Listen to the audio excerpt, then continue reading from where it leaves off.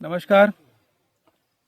आज आपण डॉलर या पिकाबद्दलची थोडक्यात पाणी व्यवस्थापनाची माहिती घेणार आहोत. आज सरासरी सर्वांचा डॉलर चणा हा एक 50 ते 60 दिवसाच्या जवळपास झालेला आहे. तर पाणी व्यवस्थापन करताना असं करायला पाहिजे की जेणेकरून भारी जमिनीमध्ये जर स्प्रिंकलरनं जर पाणी देत असतील तर साधारणतः 8 ते 8.5 घंट्याची शिप एकाच ठिकाणी 2 पाईपावर एक नोजल ठेवून द्यायला हवी. ज्यांच्याकडे स्प्रिंकलर नाही, ज्यांना रानपाणी द्यायचं आहे किंवा दांडपाणी द्यायचं आहे, त्यांनी दांडपाणी पोटभर हरभऱ्याला भिजवून घ्यायचं आहे. आणि भिजवल्याच्यानंतर 2 दिवस आधी किंवा 2 दिवस नंतर आपल्याला क्रुस्टेक प्रायव्हेट लिमिटेड ह्या कंपनीचं ग्रोस्टीम प्रतिपंप 20 मिली किंवा 1 लिटर पाण्यात 1 मिली ग्रोस्टीम सोबत सिलेटेड झिंक एक 25 ग्रॅम प्रतिपंप घेऊन आपल्याला त्याची फवारणी करायची आहे. सोबत तुमचं एखादं बुरशीनाशक कसं तुमचं विल्ट जर जास्त लागत असेल फंगिलीला निवडायचं आहे.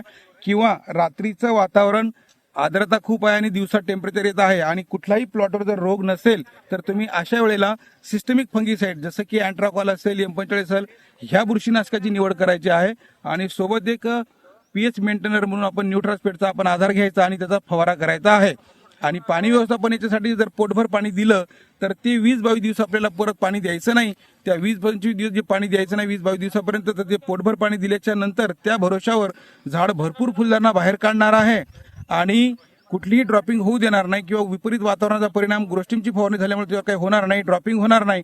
आणि 20 दिवस ओल आपण जशी टिकवून ठेवली, जसा जसा ओलीचा किंवा आपल्याला जसा जसा वापसा होत राहील तसं तसं लागलेली पूर्ण फुलधारणा हिचं कन्व्हर्शन तुमच्या त्या घाट्यामध्ये टाळ्यामध्ये होत राहील. हे तुमचा एक पाण्याचा भाग चांगला बनतो. आज आपण ह्या डॉलर पिकावरती जमलेलो आहोत. आता उदाहरणार्थ हा डॉलर आहे, आपण हा बघू शकतो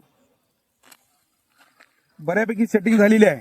आणि ह्या पिकाला एकरी साधारणतः पाटीसाहेब किती पेरणी केलेली आपण? 65 किलो जेव्हा एकरी पेरतो तर आपल्या झाडावर साधारणतः 24-25 जरी टहा तयार झाला तरी आपल्याला हा 9, 9.5, 10 पर्यंत आपल्याला हा ॲव्हरेज देऊन जातो.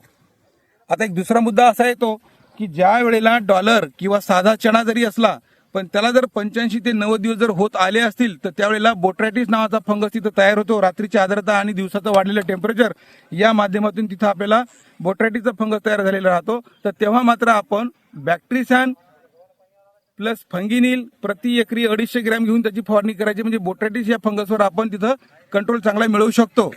जर कधी एखादा घटक नाही घेतला तरी चालेल, मग एखाद्या वेळेस अशा वेळेला स्टेप्टोसायक्लिन प्लस फंगिनिलची फवारणी घ्यायची आहे, म्हणजे आपल्याला बोट्रॅटिस या फंगसपासून वाचवता येईल. आणि शेवटी जे टालं पडतं किंवा जे उधळल्यासारखं दिसतं किंवा जी बुडातली पूर्ण पानगळ झालेली राहतं तर बोट्रॅटिस हा पूर्ण शेवटचे जे फांद्याकडचे किंवा शेवटचे जे सुरुवातीचे जे हे राहतात एकदम शेंड्याकडचे, तर हे अशा टाईपचे आपल्याला हे असा फंगस तयार झालेला दिसतो.